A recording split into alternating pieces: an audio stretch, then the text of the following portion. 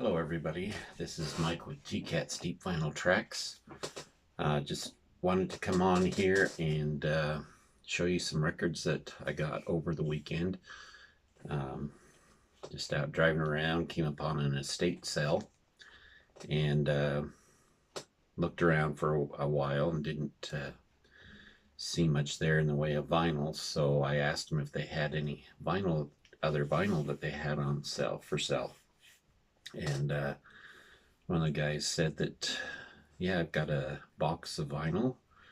I'll sell you the box. And I said, well, how much do you want for it? He said, well, I don't know, give me a price. And I said, well, I have no idea what condition it's in or anything. So I said, and I didn't know how much he knew about vinyl. I think they were just wanting to get rid of it. So I made an offer of $35. I didn't think that was too expensive. He promised me there was some good stuff, but some of the covers didn't look too good, but the records themselves were in good shape. And so yeah, $35 what I bought it for. So I'm going to go through and show you what I got. I'm not going to talk much about the records, but just show them rather quickly because there's quite a few here, and you can decide whether it was worth $35. I think it was well worth it. So start out, got this one by the Stone Ponies, Linda Ronstadt's band before she went solo. And I know these are usually pretty tough to find. There's the back of it. So that was a good find. And there's also this one called Home Sewn. It just says Linda Ronstadt on the top, but I think this was also originally released as the Stone Ponies. I might be wrong on that, but pretty nice. I've never run across any of these out there, and these just happen to be two of them at the same time. So it's capital green label, and so there's that. That's cool. This is a band that I already had one record from, though I'm familiar with a few more of their other albums. This is the band called the Roaches. This is their fourth album, I believe, and everything released before this one had a lot of help from Robert Fripp, but this one he did not help out on. It's probably a little bit poppier than their first three, but it's still a lot of fun, very interesting, fun music, and I don't know, just good stuff. So there's that. Really good shape. Another one that was in good shape, I already had this, John Renbourn, but the copy I had was probably not even worth talking about. This one's still got the shrink on it. This is, of course, very folksy music, and on some of his albums he does sing. This one is all instrumental, all folk instruments. This was cool. Mike Nesmith and the First National Band. Another one that's pretty tough to find, but I love to grab them when I see a copy of it. This is Nevada Fighter on the orange RCA label. I think most of these are Canada pressings. But excited about this one. Been trying to get something by this band for quite some time. Nectar, kind of a progressive rock, jazz rock, fusion band. Very good stuff.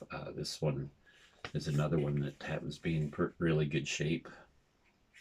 I don't think it got played very much, but really excited to find that one. Down to Earth is the name of that album. I already had a copy of this one, but of course you're going to get doubles when you buy a box like that, sight unseen. This one's in great shape, but Orchestral Maneuvers in the Dark. This is the album called Organization. I think it's one of their better albums in their discography. And so now I wasn't able to find any for quite some time, and now all of a sudden I've got two of the same one. In this box, there was a lot of these bands that that were around in the 70s. That's what it seems to be focused on. There's a few 80s stuff here, but most of it's from the 70s. Really good bands that not very many people heard about back then. And personally, for me, a lot of them I just started hearing about since joining the vinyl community. This is one of them. Really good band. I don't know how they got missed, but it's called Beggar's Opera.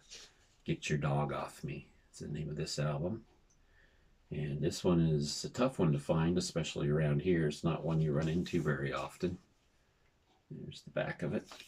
And the cover's not in the best of shape. You can see there that that's tore. But it slides out because it's cut out. Looks like somebody cut the cover, but in fact that looks like that's what happened. For some reason they didn't want the cover there. And look, a Vertigo. It's my first Vertigo pressing. So that's cool. Got the box. I didn't even know that was a Vertigo until I went through it. Another one of those bands I was talking about. This one came around more in the late 80s, or late 70s, early 80s. But they're a hard rock band called Rabbit. Notice the drawing there. If it looks kind of like a familiar animation, that's Chuck Jones drew that. Chuck Jones was an animator, of course, for Warner Brothers. Did a lot of the drawings for the Warner Brother cartoons and for Dennis the Menace. But anyway, this is one of those bands. There were actually two records in there from them. I've got the other one somewhere in the stack. It's on the NCA label.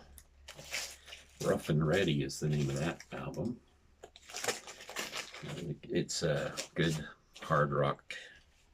Again, not very popular back in the day, but for what reason, nobody knows. I got a couple by this band too, one of my favorite bands, Blue Oyster Cult. This is their third album, Secret Treaties. Now, I think, in my opinion, and you can tell me what you think, the first three, maybe even four Blue Oyster Cult albums kind of were a predecessor for goth music. Back then it was kind of hard to describe their music because they're hard rock, but they weren't. And that's really about the closest I've been able to come to describing what it's like. You know, lots of guitar, but kind of murky, dark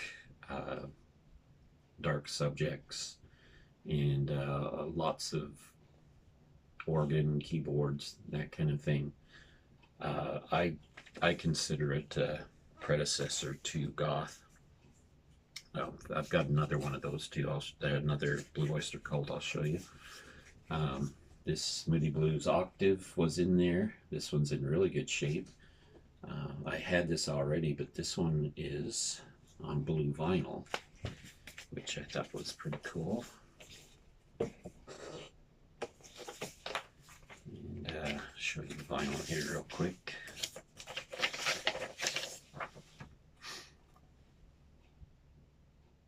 So there you go. Never seen it on blue vinyl before. It's not worth a lot, but it's pretty cool. It's better than the copy I had, so. Here's another one of those bands you didn't hear of much, Crowbar. This is their great, it's called Golden Hits Volume 1, but it's actually their first album, Bad Manners. And there's the back, it says Crowbar's Greatest Hits Volume 1. This one's in really good shape, which is surprising considering some of them don't look that good, and you'll see that as it goes on. Another great hard rock band, same kind of deal. Never heard much about them, but until got into the VC and people started talking about them a bit. So it's kind of exciting to find this kind of music out there, because it's stuff that I've been on the lookout for that I haven't found anywhere. This is an album by Mary Hopkin, folk singer, and it's called Earth Song, Ocean Song. And there's the inner.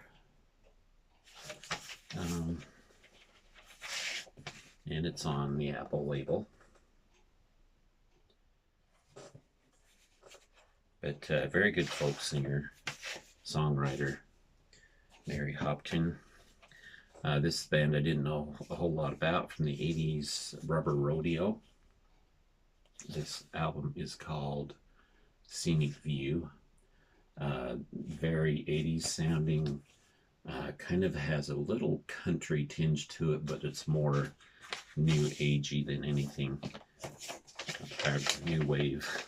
Why do I keep doing that? New, it's more like new wave. There's the label. And one of my favorite bands, Squeeze. This is East Side Story. I've been looking for a good copy of this. This one's pretty decent, actually. Didn't have the inner sleeve, but the record looks like it's in pretty good shape.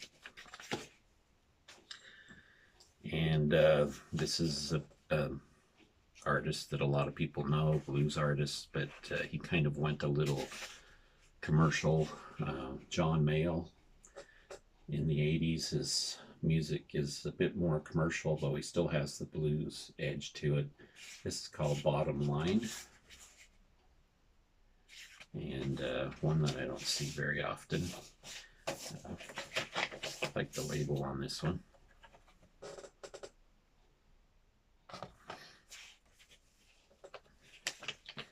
And it does have more of a commercial sound to it than what his older albums did, but still pretty good. And this is one everybody knows, Heart, Dog, and Butterfly. This is, I think, one of their best albums. Dreamboat Annie and Dog and Butterfly are the two albums by Heart that I really like a lot. Okay, let me grab the other stack here. There's more. Oh, here's the other Blue Oyster Cult, Tyranny and Mutation. This one, again, is their second album, and it's in their black and white, mostly black and white cover series, which the first three are. Not an original, it's the newer Columbia label on that one. This is a band I was excited to see in there. This one is, I already had one of their albums, but they're another one of those bands that you wonder why people didn't hear so much about them, but from the West Coast this time. This is Cold Blood, and this is their debut album, I believe.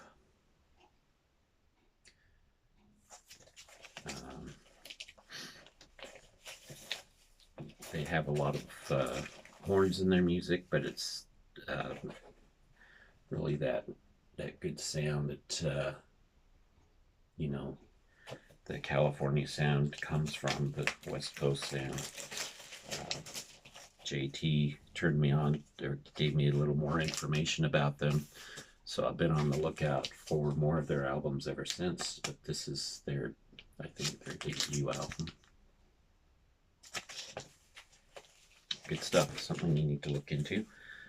This is one I've seen a few of their albums here and there, picked up probably 3 of them now. This is the 4th one. Cover's in terrible shape, as you can see, but it's Babe Ruth, and this one is called Stealing Home. Again, a female lead singer to this band.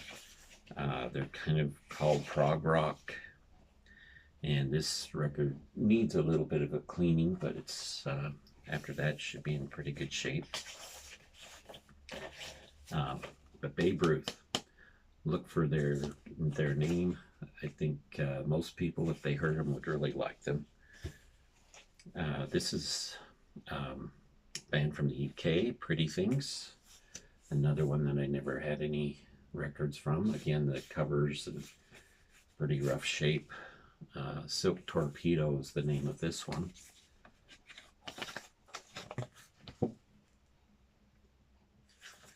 And just on the Swan Song label.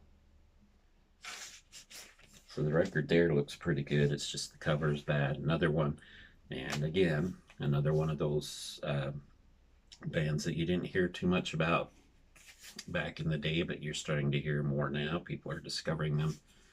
Captain Beyond. Never see any of these out there, and you can see the covers in terrible shape. But there's the inside. Again, though,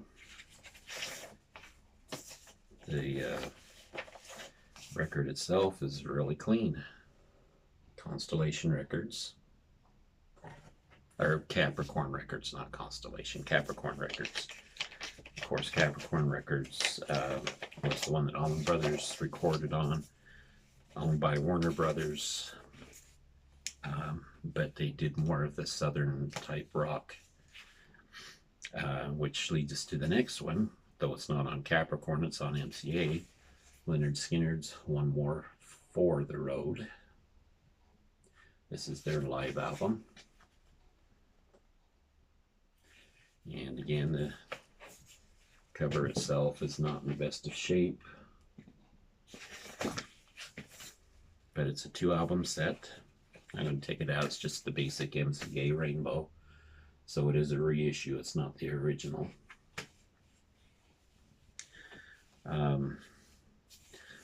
Had several Manfred Mann albums. I didn't have this one by Manfred Mann's Earth Band. This one is called Glorified Magnified, and as you can see, it's a promotional copy. Again, the record, the vinyl, or the cover is not in the best of shape, but the vinyl itself looks really nice. And there you go with the white label vinyl.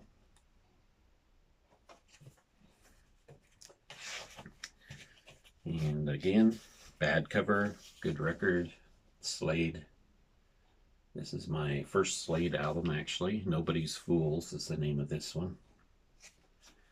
And it seems like around here they're hard to find, but the cover looks pretty ratty. The record itself, though, in good shape. So that's good.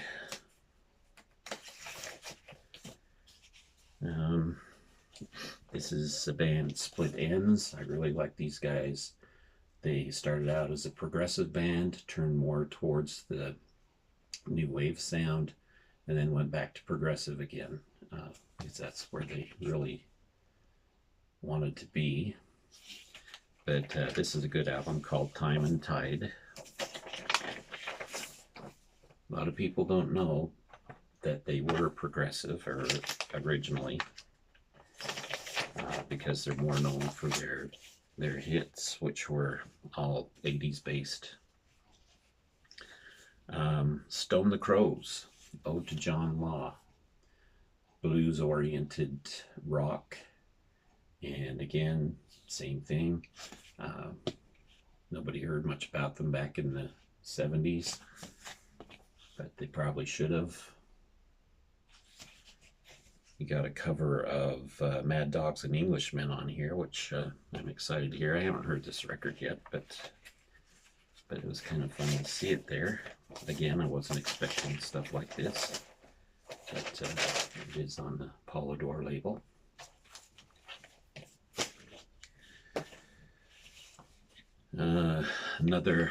This is the other album by Rabbit, band I already showed you earlier. This one is called Tracks. Nothing special about the label on that one. This was one I never see out there. you know Annie Lennox and Dave Stewart from Eurythmics? Well, they had a band before the Eurythmics called the Tourists. And here's one of their albums. Name of this one is Luminous Basement. You can see Annie Lennox there.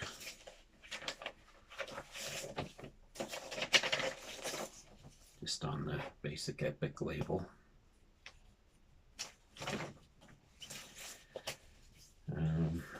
This is Wang Chung. Again, terrible cover. Record is in great shape though. Points on the Curve is the name of this one. It has Dance Hall Days on it. Again, the record is in really good shape.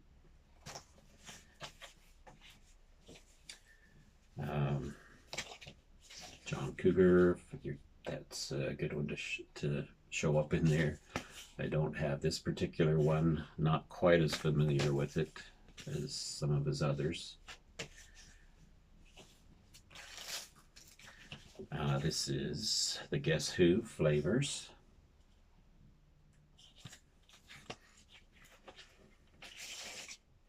Look at that label. Nimbus 9. And it still has the hype sticker on it. That's pretty cool. Foghat Stone Blue. Really good shape on this one.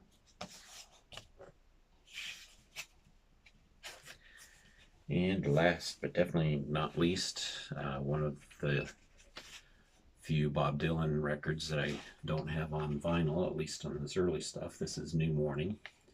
And so I was pretty excited that this one was in there. This one's in really good shape. Unfortunately, it is a reissue. It's on the older label, or the newer label. But still glad to have a good copy, and it is a good copy of this one. So there you go. That's it. That's what I found in that box. Definitely, I think, worth $35. Let me know what you think in the comments. And thank you for watching. We'll talk to you later.